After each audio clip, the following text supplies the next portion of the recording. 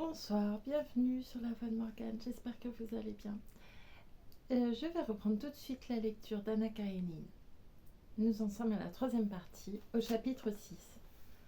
Bon, je vous avoue que, malgré tout, j'aimerais bien un petit peu quitter les travaux des champs. Mais bon, peut-être que ça n'arrivera pas tout de suite, je ne sais pas, on va bien voir. Ah, je n'ai pas prévu de chanson pour après. Tant pis, qu'est-ce que vous voulez. Chapitre 6. La ravine à Marie, une fois fauchée, les derniers coins rasés, les paysans endossèrent leurs cafetans et prirent gaiement le chemin du logis. Lévine remonta à cheval et se sépara à regret de ses compagnons. Parvenu au haut de la côte, il se retourna. Les vapeurs du soir les dissimulaient à ses regards, mais il perçut encore des chocs de faux, de rudes éclats de voix, de longues fusées de rire. Serge avait dîné depuis longtemps. Retiré dans sa chambre, il prenait une limonade glacée en parcourant les journaux et les revues que le facteur venait d'apporter, quand Lévine entra brusquement, la blouse noircie, trempée, les cheveux en désordre et collés aux tempes. « Nous avons enlevé toute la prairie, tu ne t'imagines pas le bien que ça fait. Et toi, que deviens-tu » s'écria-t-il, ne songeant plus du tout au pénible entretien de la veille. « Bon Dieu, de quoi as-tu l'air » dit Serge, en accordant tout d'abord à son frère qu'une attention bougonne. « Mais ferme donc la porte, tu en auras laissé entrer une bonne douzaine. » Serge avait horreur des mouches. Il n'ouvrait ses fenêtres que la nuit et tenait les portes toujours fermées. « Si j'en ai laissé entrer une seule, répliqua Lévine en riant, je suis tout prêt à lui donner la chasse. Ah, la bonne journée. Comment l'as-tu passée, toi ? Très bien. Mais dis-moi, as-tu vraiment fauché du matin au soir ? Tu dois avoir une faim de loup. Kousma a tout apprêté pour ton dîner. Non, j'ai déjà mangé, je n'ai besoin de rien, je vais seulement faire un brin de toilette. Va, je te rejoins, dit Serge avec un hochement de tête. Dépêche-toi, ajouta-t-il en rangeant ses livres. Il ne voulait plus quitter son frère, dont la bonne humeur était communicative.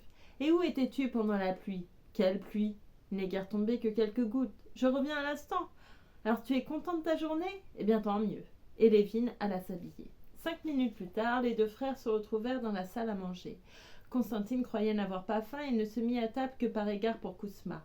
Mais une fois en train, il fit honneur au dîner. Serge le regardait en souriant. « À propos, dit-il, j'oubliais qu'il y a en bas une lettre pour toi. Va la chercher, Kousma, mais ferme bien la porte. » La lettre était d'Oblonsky et datée de Pétersbourg. Lévine lut la lettre à haute voix. Dolly m'écrit de Yergouchovo que tout y va de travers. Toi qui sais tout, tu serais bien aimable d'aller la voir et de l'aider de tes conseils. Elle sera ravie de ta visite. Elle est toute seule. Ma belle-sœur est encore à l'étranger avec tout son monde. Très bien, dit Lévine, j'irai la voir sans faute. Tu devrais venir avec moi, c'est une si brave femme. Est-ce loin d'ici ? À une trentaine de verstes, 40 au plus. La route est très bonne, nous ferons cela rapidement. Entendu, avec plaisir, dit Serge, toujours souriant, car la vue de son frère le disposait à la gaieté. Quel appétit, ajouta-t-il en considérant cette tête et cette nuque hâlée penchée sur l'assiette. Eh oui, mon cher, rien ne vaut pareil régime pour nettoyer le cerveau. J'entends enrichir la médecine d'un nouveau terme, Abertscourt. Voilà une cure dont tu n'as guère besoin, il me semble. Non, mais je la crois excellente pour combattre les maladies nerveuses. C'est une expérience à faire. J'ai voulu te voir travailler, mais il faisait si chaud que je me suis vite réfugiée sous les arbres. De là, j'ai gagné à travers bois le village où, rencontrant ta nourrice, j'ai tâché d'apprendre par elle de quel œil on y envisageait ta nouvelle marotte. Si je l'ai bien comprise, on ne t'approuve guère. Ce n'est pas l'affaire des maîtres, m'a-t-elle dit. Je crois que le peuple a des idées très arrêtées sur ce qu'il convient aux maîtres de faire, et il n'aime pas les voir sortir de leurs attributions. C'est possible, mais je n'ai jamais éprouvé de plus vif plaisir, et je ne fais de mal à personne, n'est-ce pas ? Tant pis si ça leur déplaît. Je vois que ta journée te satisfait complètement. Oui, je suis enchantée. Nous avons fauché toute la prairie et je me suis liée avec un bonhomme délicieux. Allons, tant mieux. Moi aussi, j'ai bien employé mon temps.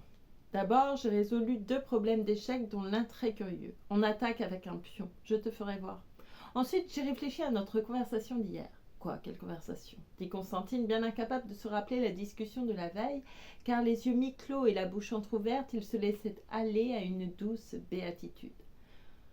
Je trouve que tu as en partie raison. La différence de nos opinions tient à ce que tu prends l'intérêt personnel pour mobile de nos actions, tandis que selon moi, tout homme parvenu à un certain degré de culture doit avoir pour mobile l'intérêt général. Tu as peut-être raison de préférer une activité dirigée vers un but utilitaire. Ta nature est par trop prime sautière, comme disent les Français. Il te faut une activité passionnée ou rien du tout. Lévin écoutait sans comprendre et sans même chercher à comprendre. Il craignait seulement que son frère ne lui posât une question à laquelle il ne saurait que répondre, dévoilant ainsi son inattention. « N'ai-je pas raison, mon cher ?» dit Serge en lui touchant l'épaule. « Mais certainement. Et puis, je ne prétends pas être dans le vrai, répondit-il avec un sourire d'enfant coupable. Quelle discussion avons-nous donc eue, pensait-il.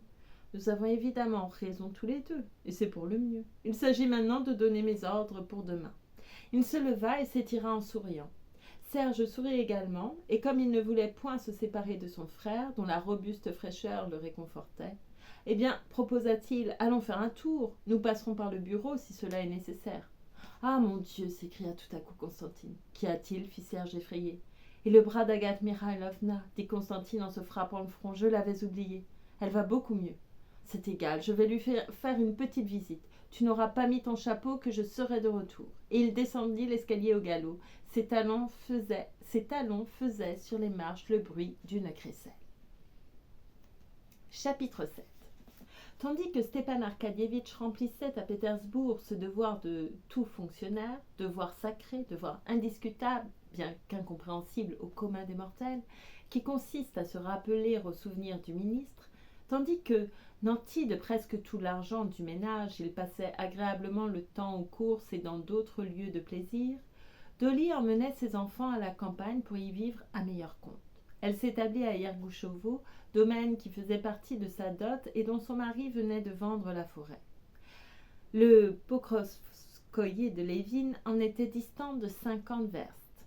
La vieille maison seigneuriale de Yergouchovo avait depuis longtemps disparu. Le prince s'était contenté d'agrandir et de réparer une des ailes. 20 ans plus tôt, durant l'enfance de Dolly, cette aile, bien que tournée vers le midi et bâtie de guingois par rapport à la grande avenue, offrait une habitation spacieuse et commode. Maintenant, au contraire, elle tombait en ruine. Quand, au printemps, Stepan Arkadievitch était venu vendre sa forêt, Dolly l'avait prié de jeter un coup d'œil à la maison et de la rendre habitable. Soucieux, comme tous les maris coupables, de procurer à sa femme une vie matérielle aussi commode que possible, Stepan Arkadievitch, après inspection des lieux, fit exécuter certains travaux qui lui parurent de première nécessité. On avait recouvert les meubles de crétonne, posé des rideaux, nettoyé le jardin, planté des fleurs, établi un pont sur l'étang. Mais il négligea certains détails plus urgents et soumit ainsi Dolly à de rudes épreuves. Stepan Arkadievitch avait beau se croire un mari prévenant et un père modèle, il oubliait toujours qu'il avait une femme et des enfants, et ses goûts restaient ceux d'un célibataire. Rentré à Moscou, il annonça triomphalement à Dolly que tout était en ordre. Il avait fait de la maison des Champs une bonbonnière et il lui conseillait fort de s'y transporter. Ce départ lui convenait sous bien des rapports. Les enfants se porteraient mieux, les dépenses diminueraient et surtout il serait plus libre. Dolly jugeait elle aussi ce séjour indispensable. La santé des enfants l'exigeait, surtout celle de la plus jeune de ses filles qui se remettait mal de la scarlatine. Elle n'aurait point à y redouter de pénibles discussions avec certains fournisseurs, tels que le cordonnier, le marchand de bois et le marchand de poissons, dont les notes impayées l'effrayaient. Enfin, elle espérait bien y attirer sa sœur Kitty, qui devait rentrer en Russie vers le milieu de l'été et à qui les médecins avaient recommandé des bains froids. En effet, Kitty l'avisa que rien ne pouvait lui sourire davantage que de terminer l'été à Yergouchovo, où elles retrouveraient toutes deux tant de souvenirs d'enfance. Cependant, plus d'un mécompte attendait Dolly. La campagne, revue par elle au travers de ses impressions de jeunesse, lui semblait à l'avance un refuge contre tous les ennuis de la ville. Elle s'attendait à y mener une vie, sinon élégante, peu lui importait, du moins commode et peu coûteuse. N'avait-on pas tout sous la main ? Et puis les enfants y seraient comme en paradis. Il lui fallut beaucoup déchanter quand elle revint à Yergouchovo en maîtresse de maison. Le lendemain de leur arrivée, une pluie battante transperça le toit. L'eau tomba dans le corridor et la chambre des enfants. Il fallut transporter les petits lits au salon. On ne put trouver de cuisinière pour les gens. Au dire de la vachère, les 9 vaches que contenait l'étable étaient ou pleines, ou à leur premier veau, ou trop vieilles. D'aucune avait le pire ratatiné. Il n'y avait donc à espérer ni beurre ni lait pour les enfants. Poules, poulets, œufs, tout manquait. Il fallait se contenter pour la cuisine de vieux coqs violacés et filandreux. Impossible d'obtenir des femmes pour laver les planchers, toutes sarclaient les pommes de terre. Impossible de se promener en voiture, l'un des chevaux, trop rétifs, ne se laissant pas atteler. Impossible de se baigner, les bestiaux ayant raviné le bord de la rivière, lequel était d'ailleurs trop à découvert. Impossible même de mettre le nez dehors, les clôtures mal entretenues du jardin n'empêchaient plus le bétail d'y pénétrer, et il y avait dans le troupeau un taureau terrible qui mugissait et que pour cette raison on soupçonnait fort de donner des coups de corne. Pas une seule penderie dans la maison. Le peu d'armoires qui s'y trouvaient ne fermaient pas ou s'ouvraient d'elles-mêmes quand on passait devant. Ni pot, ni marmite à la cuisine, pas de chaudière dans la buanderie, pas même de planche à repasser dans la lingerie. Au lieu donc de trouver à la campagne le repos et la tranquillité, Dolly passa tout d'abord par une crise de désespoir. Ses petits ennuis prenaient à ses yeux les proportions d'une catastrophe. Impuissante malgré tout le mal qu'elle se donnait à y porter remède, elle jugeait la situation sans issue et tout le long du jour retenait avec peine ses larmes. Le domaine était géré par un ancien maréchal des logis qui avait d'abord consacré les loisirs de sa retraite aux fonctions plus modestes de Suisse. Séduit par sa belle prestance et ses manières déférentes, Stepan Arkadievitch le promut régisseur. Les soucis de Darya Alexandrovna laissaient le bonhomme indifférent. « Que voulez-vous, madame ?» disait-il de son ton le plus respectueux. « Avec d'aussi vilains mondes, il y a moyen de rien faire. » Et il ne faisait rien. La situation eût vraiment été sans issue si, chez les Oblonsky, comme dans la plupart des familles, il ne se fût trouvé un de ces personnages dont l'effacement ne laisse point soupçonner l'importance pourtant considérable. Dans l'espèce, Matrone Filimonovna. La brave femme calmait sa maîtresse, lui assurait que tout se tasserait, car cette expression lui appartenait en propre et Mathieu la lui avait bel et bien empruntée, et agissait sans hâte ni bruit. Elle fit dès le premier jour la connaissance de la femme du régisseur qui l'invita à prendre le thé sous les acacias en compagnie de son mari. Un club, auquel se joignirent le staroste et le teneur de livres, se forma sous les arbres. Peu à peu, grâce à lui, les difficultés de la vie s'aplanirent, si bien qu'au bout de 8 jours, tout se tassa pour de bon. Le toit fut réparé. Une commère de la femme du staroste consentit à faire la cuisine. On acheta des poules, les vaches donnèrent tout à coup du lait, on répara les clôtures, on mit des crochets aux armoires qui cessèrent de s'ouvrir intempestivement. Le charpentier fabriqua un rouleau à calandrer, la planche à repasser, recouverte d'un morceau de drap de soldat, s'étendit de la commode au dossier d'un fauteuil, et bientôt l'odeur des fers se répandit dans la pièce. « Vous voyez, dit Matrone Filimonovna en montrant la planche à sa maîtresse, il n'y avait pas de quoi vous désespérer. On trouva même moyen d'édifier une cabine de bain avec des bassonniers et Lily put commencer à se baigner. Les désirs de Darya Alexandrovna devinrent enfin, en partie du moins, une réalité. Elle mena une vie agréable, sinon tranquille. Avec 6 enfants, elle ne pouvait guère connaître que de rares périodes de repos. L'un tombait malade, l'autre risquait de l'être, celui-ci réclamait telle ou telle chose, celui-là faisait déjà preuve de mauvais caractère, etc., etc. Mais les inquiétudes et les tracas constituaient l'unique chance de bonheur qu'eût Dolly. Privée de soucis, elle aurait succombé au chagrin que lui causait ce mari qui ne l'aimait plus. Au reste, ces mêmes enfants, dont la santé ou les mauvais penchants la préoccupaient si fort, la dédommageaient déjà de ses peines par une foule de petites joies. Joies imperceptibles sans doute, comme des paillettes d'or dans du sable. Joie réelle cependant, et si aux heures de tristesse Dolly ne voyait que le sable, à d'autres moments l'or se laissait apercevoir. La solitude des champs rendit ses joies plus fréquentes. Parfois, tout en s'accusant de partialité maternelle, elle se disait qu'il était rare de rencontrer 6 enfants aussi charmants, chacun dans son genre. Elle se sentait alors heureuse et fière.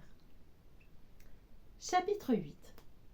À la fin de mai, quand tout était déjà plus ou moins organisé, Dolly reçut, en réponse à ses plaintes, une lettre de son mari s'excusant de n'avoir point su tout prévoir et promettant de venir la rejoindre à la première occasion. Cette occasion ne s'étant point présentée, elle demeura seule à la campagne jusqu'au dernier jour de juin. Un dimanche, pendant le jeûne qui précède la Saint-Pierre, elle décida de faire communier tous ses enfants. Dolly surprenait parfois sa mère, sa sœur, ses amis par des propos qui frisaient la libre pensée. Elle avait une religion à elle, qui lui tenait fort au cœur et qui relevait plutôt de la métempsychose que du dogme chrétien. Néanmoins, elle observait et faisait strictement observer dans sa famille les prescriptions de l'Église, et cela bien moins pour prêcher d'exemple que pour obéir à un besoin de son âme. Fort inquiète à l'idée que ses enfants n'avaient pas depuis 1 an approché la sainte table, elle se résolut donc, au grand contentement de Marie Filimonovna, à leur faire remplir ce devoir pendant leur séjour à la campagne. La réfection des toilettes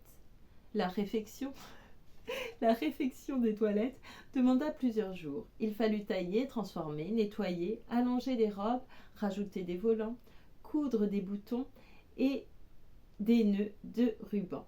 L'Anglaise se chargea de la robe de Tania et causa bien du tourment à Darya Alexandrovna. Les entournures se trouvèrent trop étroites, les pinces du corsage trop hautes. La pauvre enfant faisait peine à voir, tant cette robe lui rendait les épaules étroites. Matrone Filimonovna eut l'heureuse idée d'ajouter de petites pièces au corsage et de les dissimuler sous une pèlerine. Le mal fut réparé. Mais on en était venu aux paroles amères avec l'Anglaise. Le matin du dimanche, tout était prêt, et un peu avant 9 heures, pour trouver le curé du village aussitôt après sa messe, les enfants parés et rayonnants de joie attendaient leur mère devant la calèche arrêtée au bas du perron. Grâce à la protection de Marie Filimonovna, le cheval noir rétif avait cédé sa place au brin de l'intendant.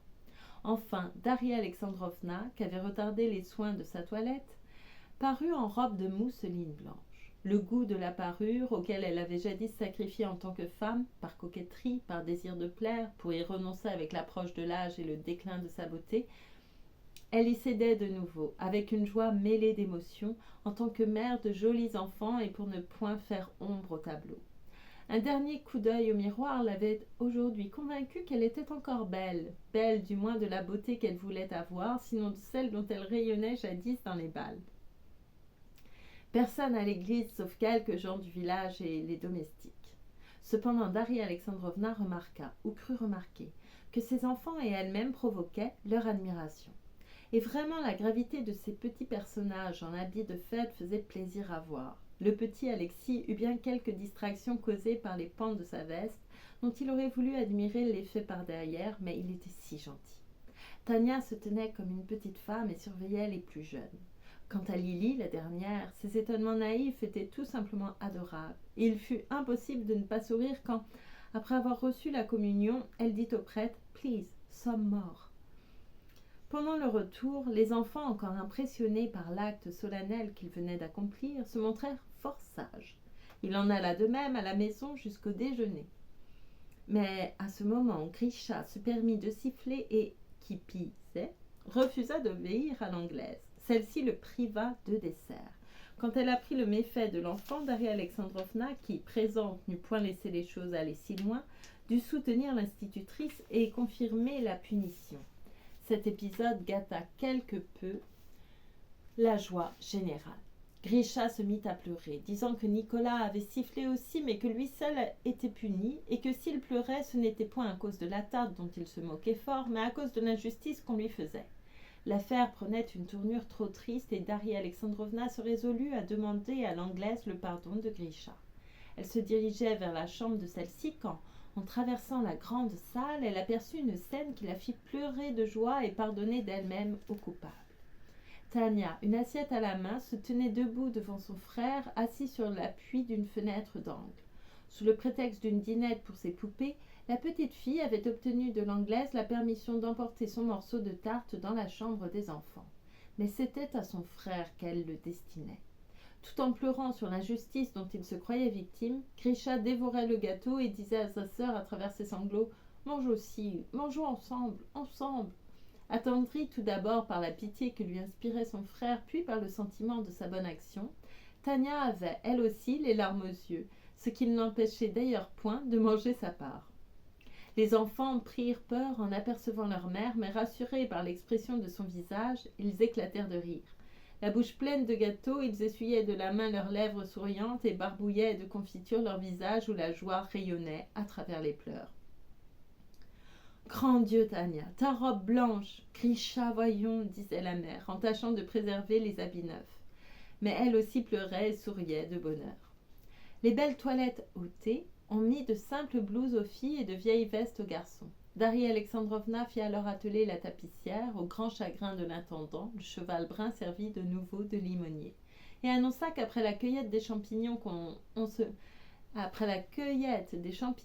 livrerait au plaisir de la baignade. Une clameur de joie accueillit cette nouvelle et se prolongea jusqu'au départ. On recueillit une pleine corbeille de champignons. Lily elle-même en trouva un. Naguère encore il fallait que Miss Hull les lui cherchât. Mais ce jour-là, elle découvrit toute seule un gros bolet et ce fut un enthousiasme général. Lily a trouvé un champignon. Puis on gagna la rivière. Les chevaux furent attachés aux arbres et le cocher et Thérence, les laissant chasser les mouches de leur queue, s'étendit à l'ombre des bouleaux et fuma tranquillement sa pipe en prêtant l'oreille aux exclamations de joie qui partaient de la cabine. C'était certes chose ardue de surveiller les ébats des petits polissons, de se reconnaître dans cette collection de bas, souliers, pantalons, de dénouer, dégrafer, déboutonner, puis de renouer, ragrafer, reboutonner tous ces boutons, lacets, agrafes et rubans. Néanmoins, Darya Alexandrovna, qui avait toujours aimé les bains froids et les jugeait très salutaires à l'enfance, se complaisait à ces baignades en famille. Plonger dans l'eau ces chérubins, les voir s'ébrouer, s'éclabousser, admirer leurs grands yeux rieurs ou effarouchés, entendre leurs cris d'effroi puis de joie, caresser en les rhabillant ses petits membres potelés, c'était pour elle une vraie jouissance. La toilette des enfants était à moitié faite quand des paysannes endimanchées, qui revenaient de cueillir de l'euphorbe et de l'herbe pour les goutteux, passèrent devant la cabine de bain et s'arrêtèrent, non sans quelque timidité. Matrone Filimonovna héla l'une d'elles pour lui donner à faire sécher un drap et une chemise tombée à la rivière. Et Darya Alexandrovna leur adressa la parole. Les paysannes étouffèrent tout d'abord des rires sans trop bien comprendre les questions qu'elle leur posait, mais peu à peu, elles s'enhardirent et gagnèrent le cœur de la mère en témoignant une sincère admiration pour ses enfants.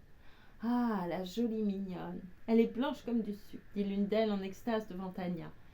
Mais bien maigre, ajouta-t-elle en hochant la tête. C'est parce qu'elle a été malade. Et celui-ci, on l'a aussi baigné, demanda une autre en désignant le dernier-né. Oh non, il n'a que 3 mois, répondit avec fierté Darya Alexandrovna. Vrai? Et toi, as-tu des enfants? J'en ai eu 4. Il m'en reste 2, un garçon et une fille. J'ai sevré la fille. Quel âge a-t-elle? Elle marche sur 2 ans. Pourquoi l'as-tu nourrie si longtemps? C'est l'habitude chez nous, on laisse passer 3 jeunes. Darya Alexandrovna, prenant goût à l'entretien, posa encore quelques questions. La jeune femme avait-elle eu des couches difficiles? Quelle maladie avait faite ses enfants? Où son mari habitait-il? Venait-il souvent la voir? C'étaient là des propos tout à fait selon son cœur. Elle se sentait avec ses paysannes en une communauté d'idées si parfaite qu'elle n'avait nulle envie de les quitter. Mais ce qui la flattait le plus, c'était leur admiration évidente pour le nombre et la beauté de ses enfants. Une des plus jeunes observait de tous ses yeux l'anglaise, qui se rhabillait la dernière et entassait jupon sur jupon.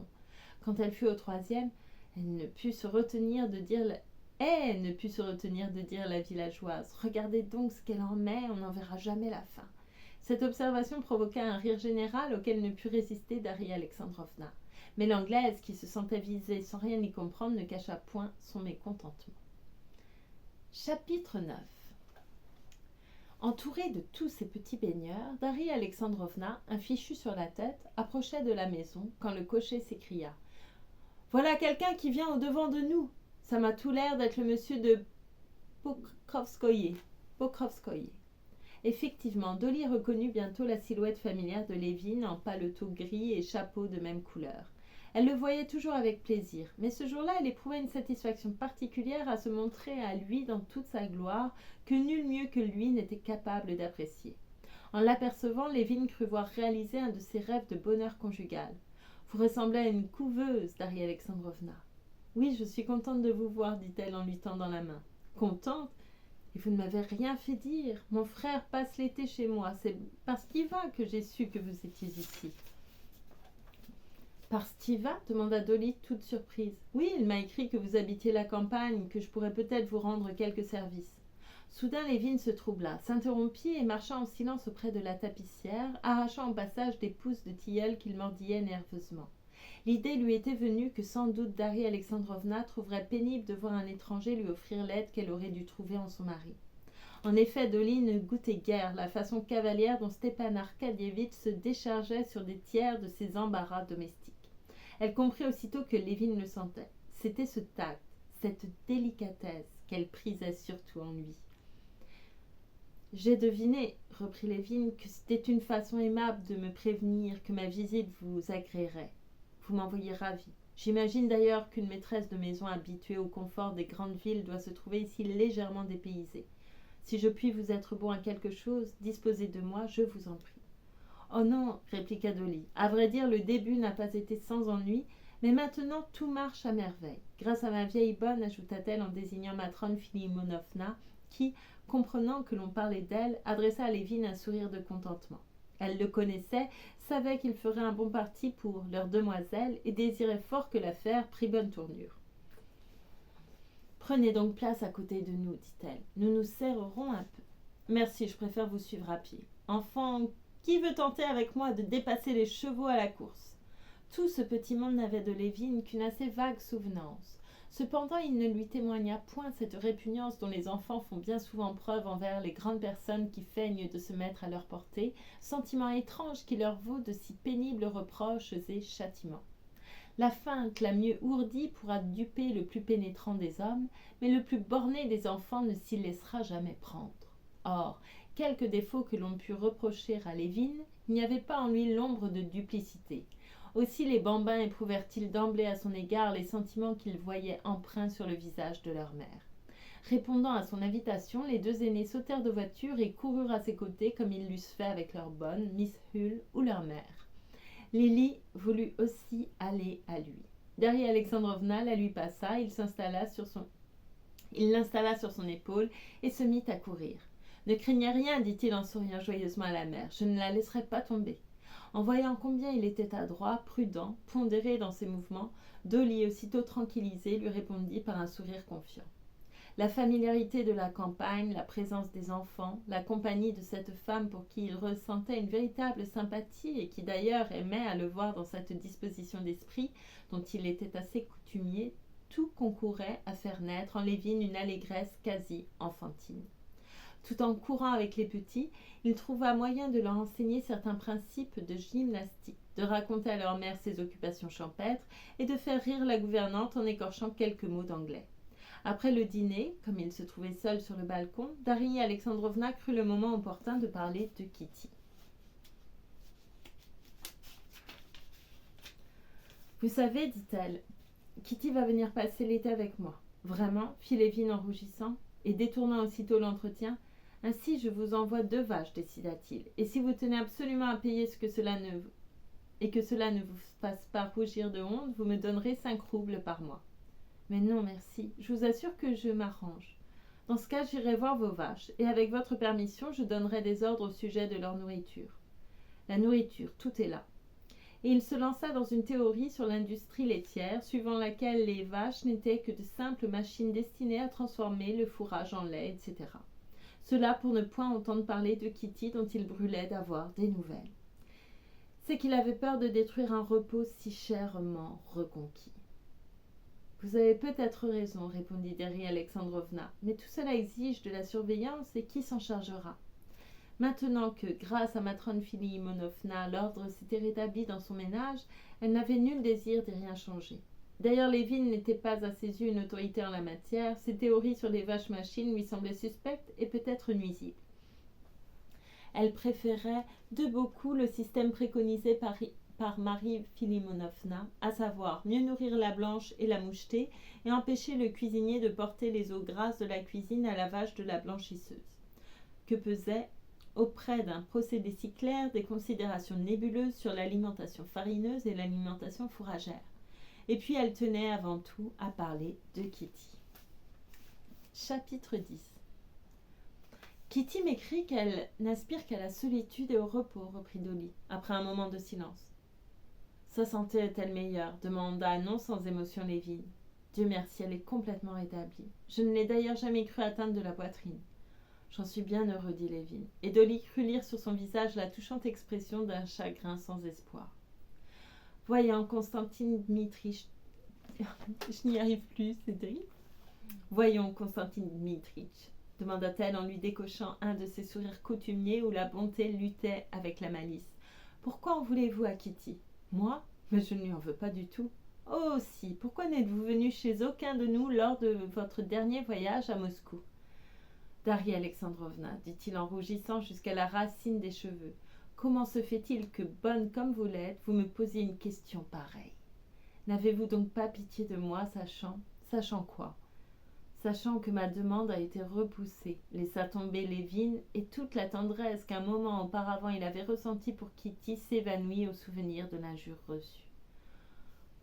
Pourquoi supposez-vous que je le sache? Parce que tout le monde le sait. C'est ce qui vous trompe. Je m'en doutais, mais je ne savais rien de positif.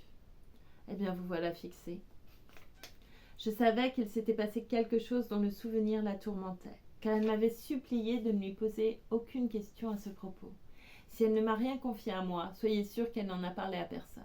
Voyons, qu'y a-t-il eu entre vous? Je viens de vous le dire. Quand avez-vous fait votre demande? Pendant ma dernière visite à vos parents. Savez-vous que Kitty me fait une peine extrême? Vous souffrez surtout dans votre amour-propre.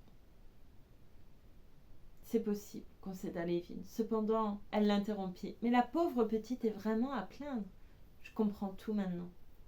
Excusez-moi si je vous quitte, Darya Alexandrovna, dit Lévin en se levant. Au revoir. Non, attendez, s'écria-t-elle en le retenant par la manche. Restez encore un moment. Je vous en supplie, ne parlons plus de cela, dit Lévin tout en se rasseyant, et en sentant se rallumer en son cœur une lueur de cet espoir qu'il pensait à jamais évanoui.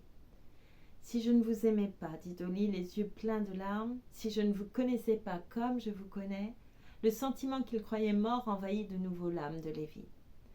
Oui, je comprends tout maintenant, continuait Darya Alexandrovna. Vous autres, hommes, qui êtes libres dans votre choix, vous savez toujours clairement qui vous aimez. Une jeune fille, au contraire, doit attendre avec la réserve imposée à son sexe. Elle ne vous voit que de loin et prend tout pour argent comptant. Dans ces conditions, croyez-moi, elle peut souvent ne savoir que répondre. Oui, si son cœur ne parle pas, même si son cœur a parlé, songez-y. Vous qui avez des vues sur une jeune fille, vous pouvez venir chez ses parents, vous l'observez, vous l'étudiez, vous ne la demandez en mariage qu'à bon escient. Ça n'est pas tout à fait exact, peu importe. Vous n'en faites pas moins votre déclaration que lorsque votre amour est mûr ou lorsque de deux personnes, l'une l'emporte dans vos préférences. Quant à la jeune fille, on ne lui demande point son avis. Comment ose-t-on prétendre qu'elle choisisse alors qu'en réalité elle ne peut répondre que oui ou non? Ah oui, le choix entre Vronsky et moi, pensa Lévin, et le mort qui ressuscitait dans son âme lui sembla mourir pour la seconde fois. Darya Alexandrovna, dit-il, on choisit ainsi une robe ou quelque autre emplette de peu d'importance, mais non pas l'amour. Le choix a été fait, tant mieux. Ces choses-là ne se recommencent pas. Ah, l'amour-propre, toujours l'amour-propre, s'écria Darya Alexandrovna, aux yeux de qui le sentiment qu'il exprimait parut peser bien peu comparé à cet autre que connaissent seules les femmes. Quand vous vous êtes déclarée à Kitty, elle se trouvait précisément dans une de ces situations où l'on ne sait que répondre. Elle hésitait entre Vronsky et vous. Mais elle le voyait tous les jours, tandis que vous n'aviez pas paru depuis longtemps. Évidemment, si elle avait été plus âgée, moi par exemple, je n'aurais pas hésité. Le personnage m'a toujours été profondément antipathique. Lévin se rappela la réponse de Kitty. C'est impossible. Pardonnez-moi. Darya Alexandrovna, fit-il sèchement, je suis très touchée de votre confiance, mais je crois que vous vous trompez. Au reste, à tort ou à raison, cet amour-propre que vous méprisez tant ne me permet plus, vous entendez, ne me permet plus de songer à Catherine Alexandrovna. Encore un mot. Vous sentez bien que je vous parle d'une sœur qui m'est chère comme mes propres enfants. Je ne prétends pas qu'elle vous aime.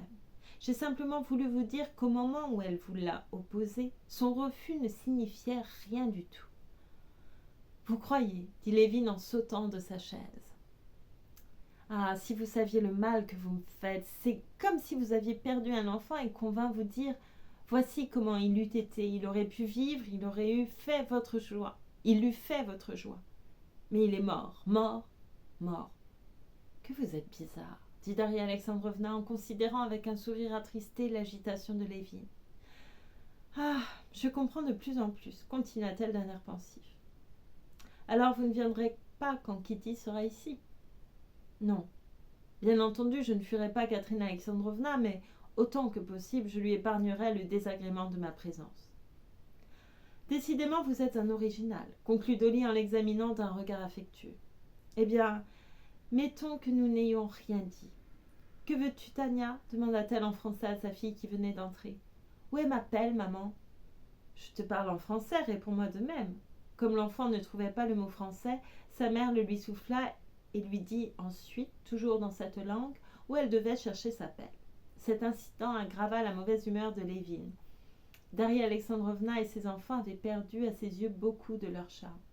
Pourquoi diantre Pourquoi diantre leur parle-t-elle en français? Se disait-il. Cela sonne faux, les enfants le sentent bien, on leur enseigne le français et on leur fait oublier la sincérité. Il ne songeait point que Daria Alexandrovna s'était fait 20 fois ce raisonnement et avait néanmoins passé outre, ne connaissant pas de meilleure méthode pour apprendre les langues à ses enfants. Mais, reprit celle-ci, pourquoi vous dépêcher? Restez encore un peu. Lévine resta jusqu'au thé, mais sa bonne humeur avait disparu. Il se sentait mal à l'aise. Après le thé, il sortit dans l'antichambre pour donner l'ordre d'atteler, et quand il rentra au salon, il trouva Daria Alexandrovna, le visage bouleversé et les yeux pleins de larmes. Pendant la courte absence de Lévine, un fâcheux événement avait réduit à néant le bonheur que cette journée avait causé à Dolly et l'orgueil que lui inspiraient ses enfants. Grisha et Tania s'étaient battus pour une balle. Attirés par leurs cris, la mère les avait trouvés dans un état affreux. Tania tirait son frère par les cheveux et celui-ci, les traits décomposés par la colère, lui donnait force coups de poing. À cet aspect, Dolly sentit quelque chose se rompre dans son cœur. Un nuage noir parut fondre sur elle. Loin de différer des autres, ces enfants dont elle se montrait si fière étaient mauvais, mal élevés, vicieux, enclins au plus grossier penchant.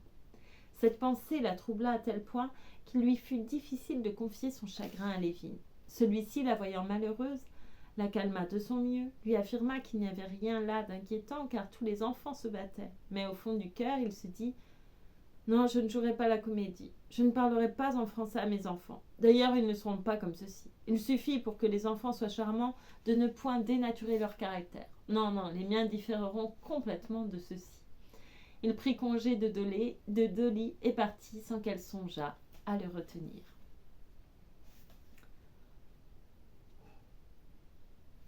Allez, encore un chapitre. Chapitre 11. Vers la mi-juillet, le staroste du domaine que sa sœur possédait à plus de 20 verstes de Pokrovskoye vint faire à Lévine son rapport sur la marche des affaires et particulièrement sur la fenaison. Cette terre tirait son principal revenu de prés en fond de rivière que les paysans affermaient autrefois moyennant 20 roubles l'hectare. Quand Lévine se chargea de la gérance, il trouva après examen des prairies que c'était là un prix trop modique et mit l'hectare à 25 roubles. Les paysans refusèrent de les louer à ces conditions et, comme le soupçonna Lévine, firent en sorte de décourager d'autres preneurs. Il fallut se rendre sur place, engager des journaliers et faucher à son compte, au grand mécontentement des paysans qui mirent tout en œuvre pour faire échouer cette innovation. Malgré cela, dès le premier été, les prairies rapportèrent près du double. La résistance des paysans se prolongea pendant 2 années encore. Mais cet été, ils avaient offert leur service contre un tiers de la récolte. Le staroste venait annoncer que tout était terminé. Par crainte de la pluie, il avait, en présence du commis de bureau, procédé au partage. 11 meules constituaient la part de la propriétaire. Cette hâte parut suspecte à Lévine. Il demanda des précisions sur le rendement de la grande prairie, mais n'obtint du bonhomme que des réponses évasives. Il comprit qu'il y avait quelque anguille sous roche et décida de tirer l'affaire au clair. Arrivé au village à l'heure du dîner, il laissa son cheval chez le mari de la nourrice de son frère, avec lequel il était en bons termes et qu'il alla aussitôt quérir à son rucher, espérant obtenir de lui certains éclaircissements sur le partage du foin. Parménitch, un beau vieillard à la langue bien pendue, l'accueillit avec joie, lui montra son petit domaine en détail, lui raconta l'histoire de toutes ses ruches et du dernier essaimage, mais ne répondit à ses questions que vaguement et comme à contre-cœur. Cette attitude embarrassée confirma Lévine dans ses soupçons, et quand il eut gagné la prairie, un simple examen des meules le convainquit qu'elles ne pouvaient contenir 50 charretées, comme l'affirmaient les paysans. Pour convaincre ceux-ci de mensonge, il fit venir les charrettes qui avaient servi de mesure et donna l'ordre de transporter dans un hangar tout le foin d'une des meules. Elle ne donna que 32 charretées.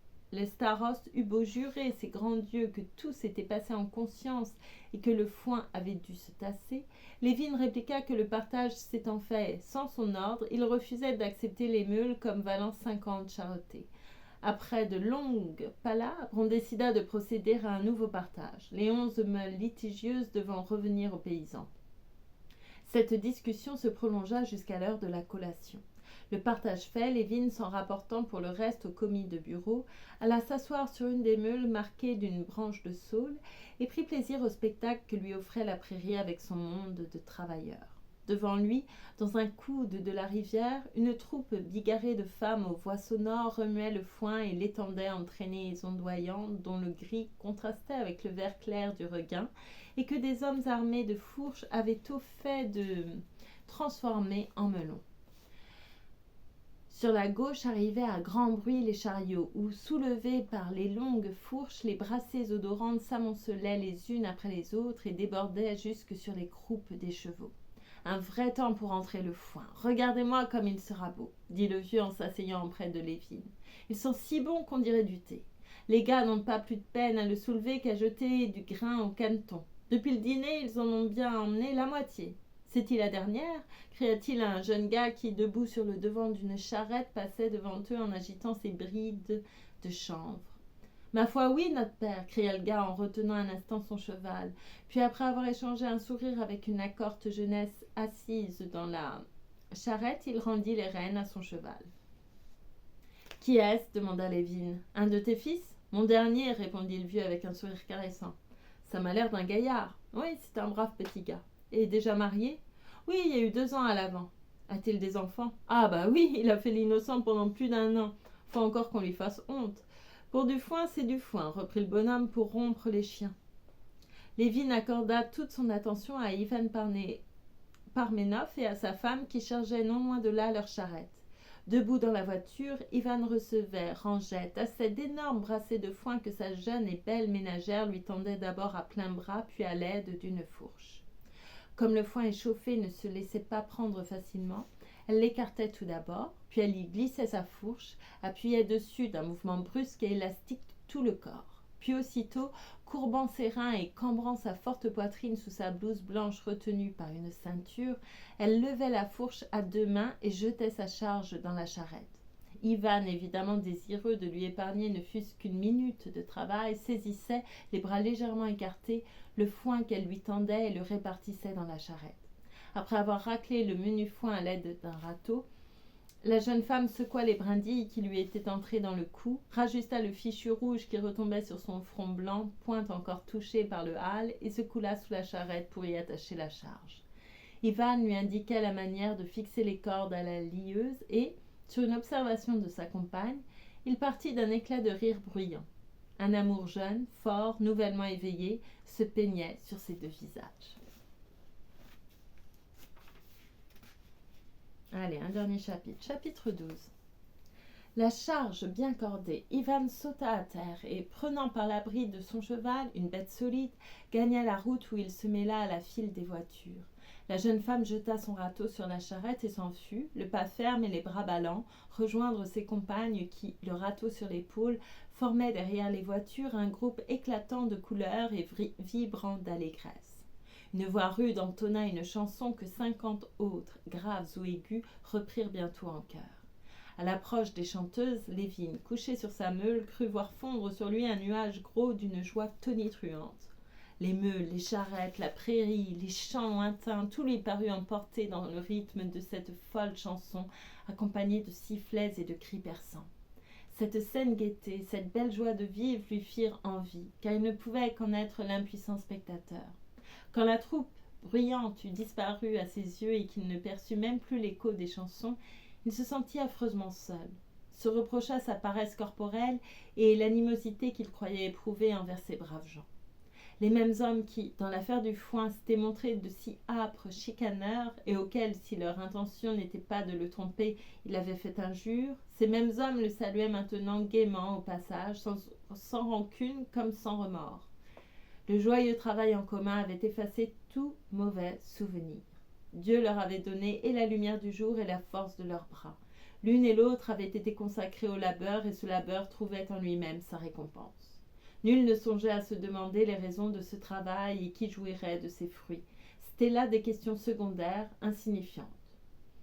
Bien souvent, cette vie avait tenté Lévin, mais aujourd'hui, en particulier sous l'impression que lui avait causé la joie d'Ivan Parmenov et de sa femme, il eut pour la première fois la vue très nette qu'il était entièrement libre d'échanger l'existence oisive, artificielle, égoïste qui lui pesait tant contre cette belle vie de travail si pure, si noble, si dévouée au bien commun.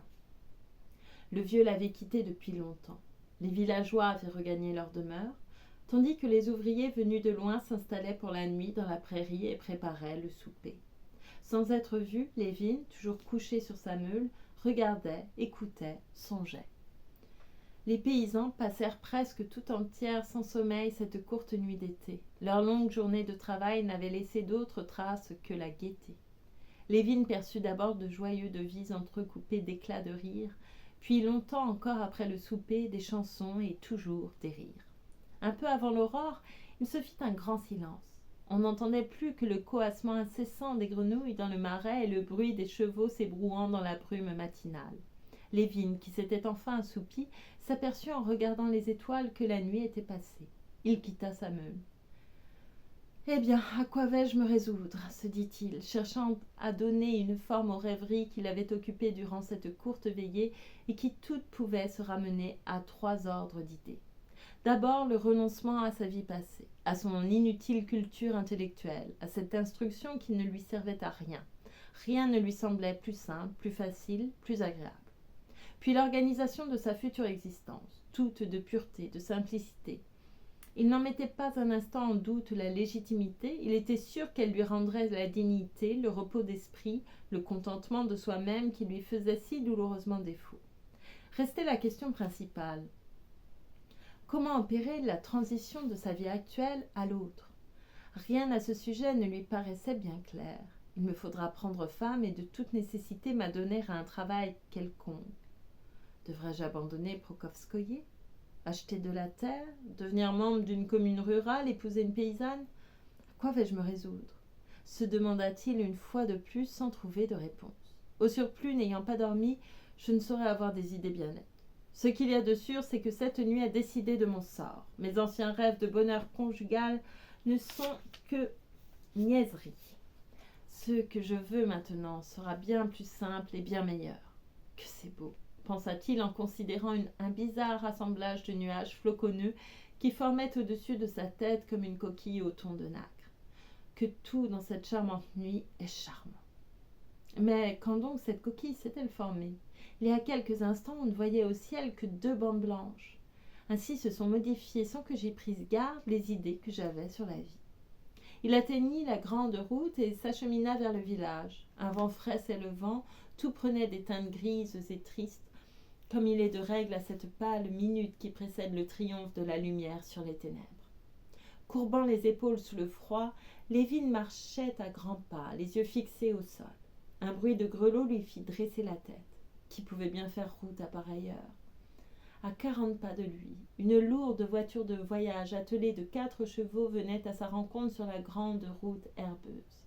Par peur des ornières, les limoniers se pressaient contre le timon, mais l'adroit postillon, perché de guingois sur son siège, s'entendait fort bien à carteiller. Tout à ce détail qui le frappa, Lévin n'accorda qu'un regard distrait à la voiture et à ses occupants. Une vieille dame sommeillait dans un coin, tandis qu'à la portière une jeune fille, qui venait sans doute de se réveiller, considérait les lueurs de l'aurore en retenant à 2 mains les rubans de sa coiffure de nuit. La voyant calme et pensive, Lévin la devina animée d'une vie intérieure exquise, intense, bien éloignée de ses propres préoccupations. Au moment où la vision allait disparaître, 2 yeux limpides s'arrêtèrent sur lui. Elle le reconnut et une joie étonnée illumina ce visage serein. Il ne pouvait s'y tromper. Ses yeux étaient uniques au monde, et une seule créature personnifiait pour lui la joie de vivre, justifiait l'existence de l'univers. C'était elle. C'était Kitty. Il comprit qu'elle se rendait de la station de chemin de fer à Yergouchovo. Aussitôt les résolutions qu'il venait de prendre, les agitations de sa nuit d'insomnie, tout s'évanouit. L'idée d'épouser une paysanne lui fit horreur. Là, dans cette voiture qui s'éloignait rapidement, était la réponse à la question qui depuis quelque temps se posait à lui avec tant d'âpreté. À quelle fin avait-il été créé et mis au monde? Elle ne se montra plus. Le bruit des ressorts cessa de se faire entendre. À peine le son des grelots venait-il jusqu'à lui. Aux aboiements des chiens, il reconnut que la voiture traversait le village. Il demeura seul au milieu des champs déserts, étranger à tout, arpentant à grands pas la route abandonnée. Il leva les yeux, espérant retrouver la charmante coquille qui lui avait paru symboliser ses rêves de la nuit. Il n'en retrouva plus trace. Elle s'était mystérieusement transformée en un vaste tapis de nuages moutonnants qui se déroulait sur une bonne moitié du firmament. À son regard interrogateur, le ciel, qui se faisait d'un bleu tendre, opposait toujours un mutisme hautain. Non, se dit Lévin, si belle que soit cette vie simple et laborieuse, je ne saurais m'y adonner. C'est elle que j'aime. Et c'est la fin du chapitre 12 et de cette lecture. Voilà.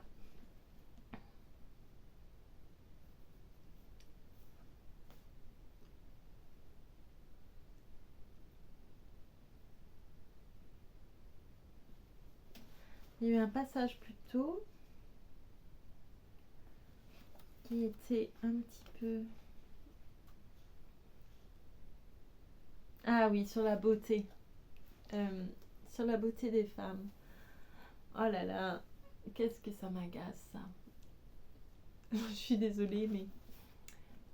Bon, mais ce sont mes goûts personnels, effectivement. Parce que souvent, vous voyez de très jeunes filles très belles. Et non, très belles, très beaux, des très belles personnes de moins de 20 ans, 16, 15, peut-être 17, peut-être 20, peut-être 22, sur les magazines, qui sont, voilà, et des corps parfaits, sans aucune marque, mais qui manquent aussi, le plus souvent pour moi en tout cas, de caractère, même si je les trouve très très beaux, très très belles.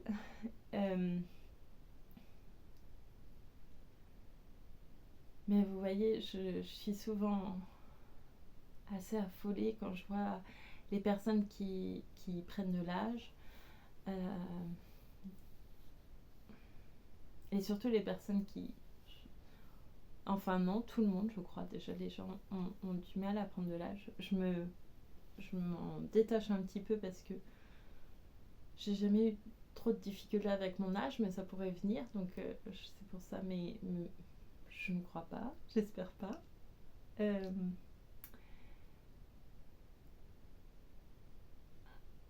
Qu'est-ce que j'aime les marques du temps sur les gens, qu'est-ce que j'aime ça, qu'est-ce que je trouve belle et beau, les personnes qui prennent de l'âge naturellement. C'est vrai que je dois avouer que je préfère les gens qui prennent de l'âge naturellement, ils sont moins abîmés, je trouve. Ils ont encore leurs expressions et je sais à quel point c'est compliqué d'être constamment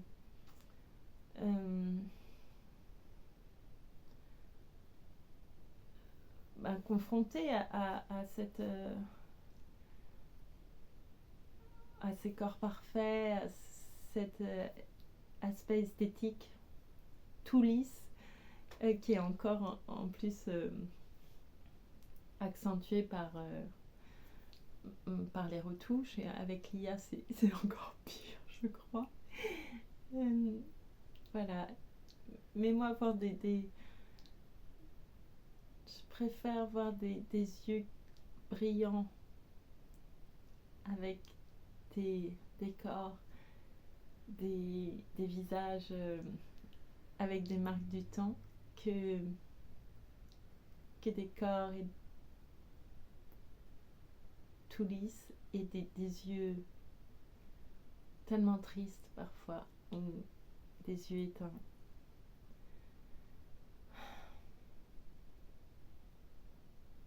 Il y aurait beaucoup à dire sur le sujet, on pourrait écrire une thèse, et beaucoup ont déjà écrit là-dessus. Mais c'est terrible en plus parce que les personnes qui sont mises en avant comme ça et qui sont constamment retouchées, je pense qu'elles ont un décalage encore plus énorme avec leur image et ils courent après des chimères. C'est comme... voilà, moi il y a quelque chose... que- c'est un peu mon principe de vie, lutter contre des forces qui seront toujours... Enfin, des forces qui me dépassent littéralement, comme celle de la gravité. Je trouve ça vraiment vain. Voilà. Donc, par contre, ce que j'aimerais dire, c'est que, vous savez, j'avais vu il n'y a pas longtemps une petite interview de cette actrice que j'aime beaucoup et dont je vais retrouver le nom, évidemment. Ou non.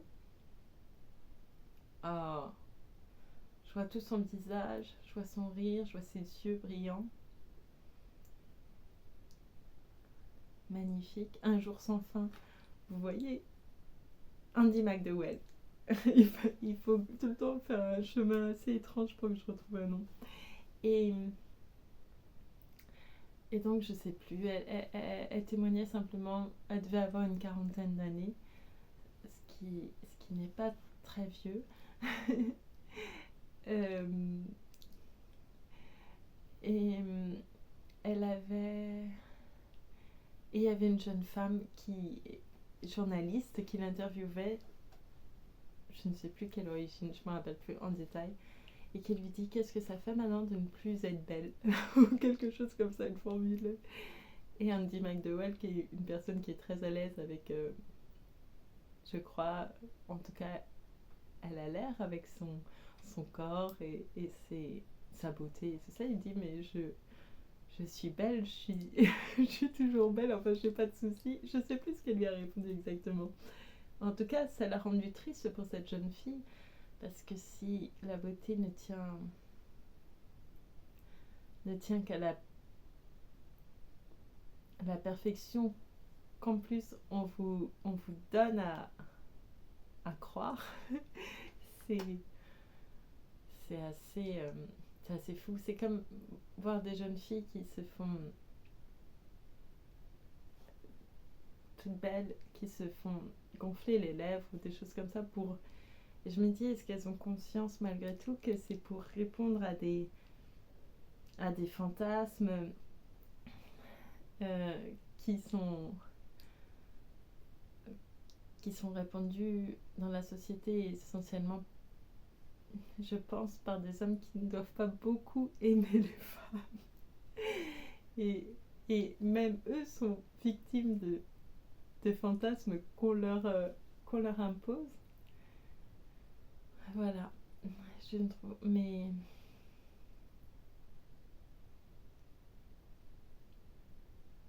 Et je trouve ça toujours assez triste, en fait. Est-ce que j'ai d'autres choses à dire? Ou est-ce que ça va? Je vais pouvoir aller me coucher tranquillement. Bien sûr, tout ça, ce n'est que mon avis. Et je n'ai pas lu 20 000 essais là-dessus. Je suis un petit peu feignante. Je réfléchis simplement en voyant des choses et je me dis, est-ce que vraiment...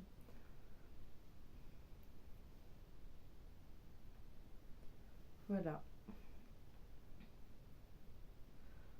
Donc tout ça pour dire que il y a un petit garçon, il n'y a pas longtemps, je lui ai dit, il y avait un groupe d'enfants et j'ai dû dire les petits ou quelque chose comme ça, mais en âge. Et il me dit, il me dit, mais on n'est pas petits, on a 7 ans ou 9 ans ou 8 ans. J'ai dit, mais par rapport à des plus grands, vous êtes petits, c'est tout. Il me dit, mais toi aussi, t'es petite. Par rapport à par rapport à une personne qui a 90 ans, t'es petite. J'ai dit, mais oui, tout à fait, je suis petite. Et même à 90 ans, Moi, j'ai connu des personnes tellement belles à 90 ans, à 92 ans, à 93 ans, même après. Bon, après, voilà, il y a moins de personnes à cet âge-là. Voilà, bon, j'ai tout dit. En tout cas, je vous souhaite surtout de voir à quel point vous êtes beau en vous regardant. Peu importe si vous n'avez pas le physique idéal selon un magazine ou une émission ou les profils TikTok ou je ne sais pas quoi encore. C'est voilà. Non, je vous conseille simplement, si vous avez un souci comme ça, de vous regarder et de vous dire je suis quand même un miracle, je suis quand même assez merveilleuse ou merveilleux. Voilà. Et sur ces bons mots, et vous allez vous dire encore